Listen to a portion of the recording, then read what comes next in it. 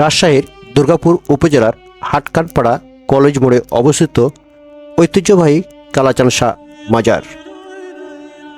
এই মাজারটি শুধু একটি ধর্মীয় স্থান নয়, বরং রাজশাহী অঞ্চলে সুফিবাদের একটি গুরুত্বপূর্ণ নিদর্শন।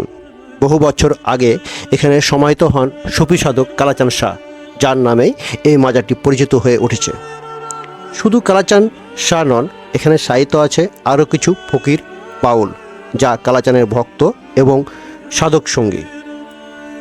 কালাচান শাহ তার সমস্ত সম্পত্তি দান করে যান অত্র এলাকার মানুষকে।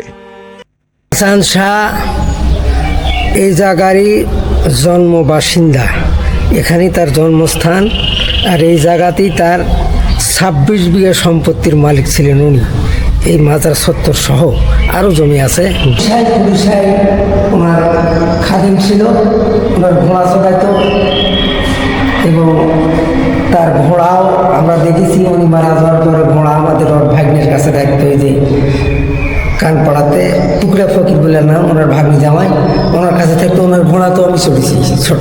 হ্যাঁ, তো ওর ঘোড়া চড়লে পিঠ বাঁধা দিয়ে তুলে নেয় ঠিকই, খালি সুরকি মেরে যে পেটের তলে পড়ে, কাপড় লাগে না, কিচ্ছু হয় না। এখানে একটা ফুল গাছ ছিল, ওই রাস্তা ঘিসত, কিছু শয়তান লোক ওই গাছটাকে ভেঙে চুরে নষ্ট করে দেয়।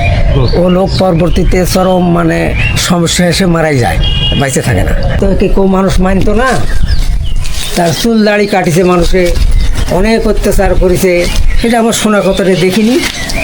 তো ওই সমস্ত লোকেরাও শাস্তি পেয়ে বংশধর শেষ হয়ে গেছে। প্রতি বছর বাংলা মাসের 15, 16 ও 17 মাঘে এখানে অনুষ্ঠিত হয় 3 দিনব্যাপী ওরস। এই সময় পুরো এলাকা প্রাণবন্ত হয়ে ওঠে। বসে বিশাল বাউল গানের আসর, তত্ত্বকথা এবং সাধক মেলা। দেশের বিভিন্ন প্রান্ত থেকে হাজার হাজার ভক্ত ও অনুসারী এখানে এসে সমবেত হন। বলুন, আজ আমরা এই মাজারটি ঘুরে দেখি এবং জানার চেষ্টা করি কে ছিলেন এই কালাচান শাহ, আর কেন আজও এলাকার মানুষ তাকে এত শ্রদ্ধার সাথে স্মরণ করে।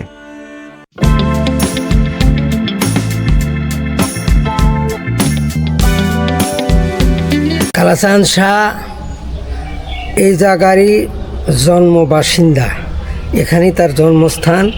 আর এই জায়গাতেই তার 26 বিঘা সম্পত্তির মালিক ছিলেন উনি। এই মাজার সত্তর সহ আরও জমি আছে। তো উনি প্রথমে বিয়ে করেছিলেন পাকিস্তানের গোড়ার দিকে।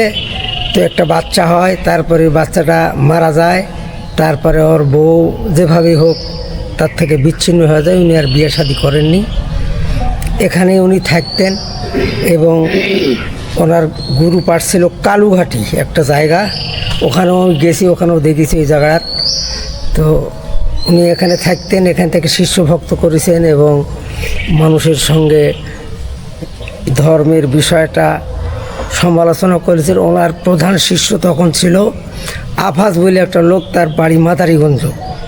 ও আফাজ ফকির আমার বাড়ির পাশে। হ্যাঁ, তো উনি ওনার খাদেম হিসেবে ছিলেন। মানে কে কার খাদেম ছিলেন?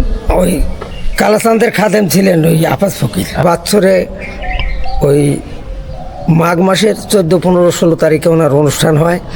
ওনার শিষ্য ভক্ত যারা ছিল তারা এখানে আছে খুদিসাই ওনার খাদেম ছিল, ওনার ঘোড়া চড়াইত এবং তার ঘোড়াও আমরা দেখেছি। উনি মারা যাওয়ার পরে ঘোড়া আমাদের ওর ভাগ্নের কাছে রাখতে হয়ে যে কানপাড়াতে টুকরা ফকির বলে নাম, ওনার ভাগ্নি জামাই, ওনার কাছে থাকতে ওনার ঘোড়া তো আমি চড়েছি ছোট। হ্যাঁ, তো ওর ঘোড়া চড়লে পিঠ বাঁধা দিয়ে তুলে নেয় ঠিকই, খালি সুরকি মেরে যে পেটের তলে পড়ে, কাপড় লাগে না, কিচ্ছু হয় না। এরকম একটা ঐতিহ্যময় ছিল। এখানে একটা বিষয় হলো, 5 পীরের যে মাজার আছে সেটা হলো মাদারীগঞ্জ হাসনিপুর গ্রাম। এখান থেকে কোন ব্যক্তি যেতেন ওখানে ঘোড়ায় চড়ে আপনার জানা মতো? কালাচাঁদি যেত, উনি যেতেন।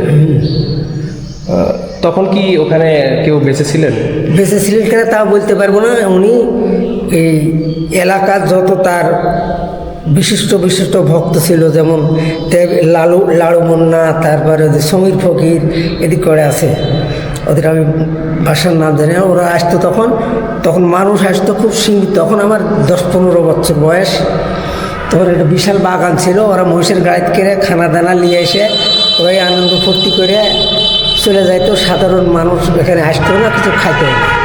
তারপরে আস্তে আস্তে আস্তে যখন প্রসার হতে হতে এটা বিক্ষিপ্তভাবে তরিকা প্রসার হয়ে গেছে, তারপরে তো এখন প্রচুর মানুষ হয় এখন। আচ্ছা, এই যে এতগুলা ব্যক্তি শুয়ে আছেন এখানে, এই ব্যক্তিগুলা আপনার হচ্ছে এখানেই বাসা সবার নাকি আলাদা? আশেপাশে সব আশেপাশে। আশেপাশে এবং ওনার স্মৃতি আমার মনে পড়ে না। তাছাড়া যেনারা সাহিত্য আছেন হ্যাঁ। প্রত্যেকের সঙ্গে আমার কথাবার্তা আলাপ আলোচনা হয়েছে। তারা কেমন ছিলেন? এর মধ্যে ভালো মানুষ ছিল। সব থেকে ভালো কে ছিলেন এর মধ্যে?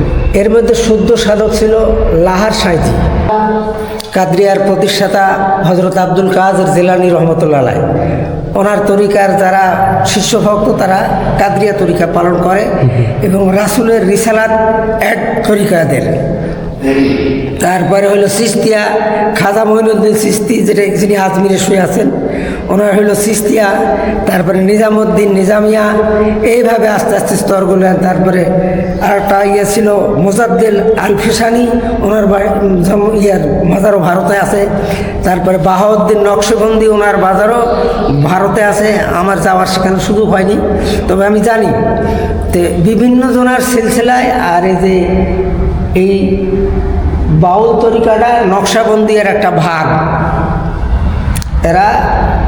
এদের তরিকাটা আমার ঘরে আমি যতটুকু জানি তরিকা সত্য, কিন্তু এরা রাসূলের রিসালাতের সঙ্গে জড়িত নয়। বিসর্জনের সংসার বিসর্জন যে বিভিন্ন জায়গাতে আঁকড়া মাজার করে ওখানেই শিষ্যভক্ত করে ওখান থেকেই বিদায় হয়ে চলে যায়। নিজের সম্পদ থাকলেও সম্পদও খায় না, ওই দু চার বাড়ি ভিক্ষা ভাঙ করে খায় ওখান থেকেই মরে যায়। এর এদের সংবিধান। আচ্ছা, তার মধ্যে এখানে ইনি ব্যতীত বাকিগুলা সব অন্য তরিকার না, সবাই কি এই তরিকারই, সবাই এই তরিকারই। মানে তার ভক্ত, তার ভক্তের ভক্ত, এইভাবে এখানে সাহিত্য আছে। আচ্ছা, লালন শাহর ধাম হলো কুষ্টিয়া শিউরিয়াতে, ওখানেও আমি গেছি লালন শাহর ধামে। তো ওনার সাথে কোনো সম্পৃক্ততা আছে? হ্যাঁ, ওদেরই তো তরিকা, ওদেরই সিলসিলা। এটাই সেই বাউল ফকির কালাচাঁদ শাহ, এটাই সেই মাজার। এটাই সেই মাজার। এখানে একটা ফুল গাছ ছিল, ওই রাস্তা ঘিসত কিছু শয়তান লোক, ওই গাছটাকে ভেঙে চুরে নষ্ট করে দেয়। ও লোক পরবর্তীতে চরম মানে সমস্যা এসে মারাই যায়, বাইচে থাকে না। মানে ফুল গাছটা ভেঙে ফেলার কারণে মারা গেছে। কিভাবে মারা গেল? বাড়িতে যে বিভিন্ন রকমের সমস্যা হ্যাঁ ভুগে মরে গেছে। আমরা ভাবছি এই গাছ কাটার কারণে ওর এই অবস্থা। যেদিন কেটে না, কিছু সময় লাগিয়েছে মারা যেতে। অলি বা যারা আল্লাহ প্রদত্ত লোক, কোনো লোককে মাঝে যা দেখানোর কোনো এখতিয়ার আল্লাহ পাক দান করেননি, কোনো মসজিদও দান করেনি। আল্লাহর যারা দুস্থ হয়ে যায় তাকে বিপদে ফেলতে লাগে, অটোমেটিক আল্লাহর দপ্তর থেকে অলৌকিক ঘটনা ঘটে। আল্লাহ নিজেই ঘটায়, যেমন আল্লাহ নবীর ব্যাপারে ঘটাইছে। এরকম অলৌকিক ঘটনা বহুই আছে, হয়তো অনেকটাই আমরা জানি না। তো উনি যে একজন শুদ্ধ সাধক ছিলেন এবং আল্লাহ ভক্তি ছিলেন, এটা নিঃসন্দেহে সত্য। আগে তো একে কেউ মানুষ মানত না, তার চুল দাড়ি কাটিছে, মানুষে অনেক অত্যাচার করেছে, এটা আমার শোনা কথাটা দেখিনি। তো ওই সমস্ত লোকেরাও শাস্তি পেয়ে বংশধর শেষ হয়ে গেছে অত্যাচার করার জন্য।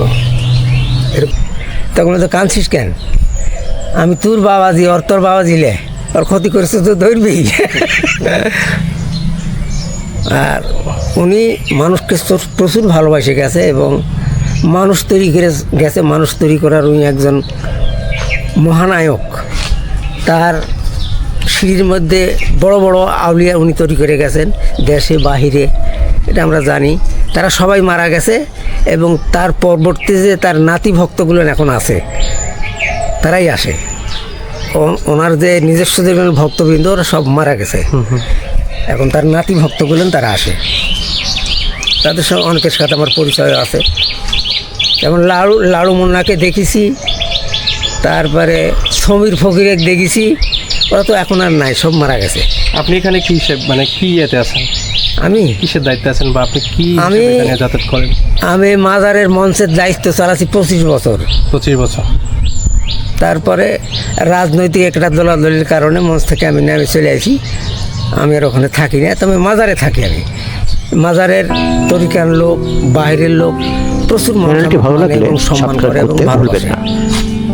আজকের মতো এখানেই, দেখা হবে নতুন কোনো জায়গায় নতুন কোন গল্প নিয়ে।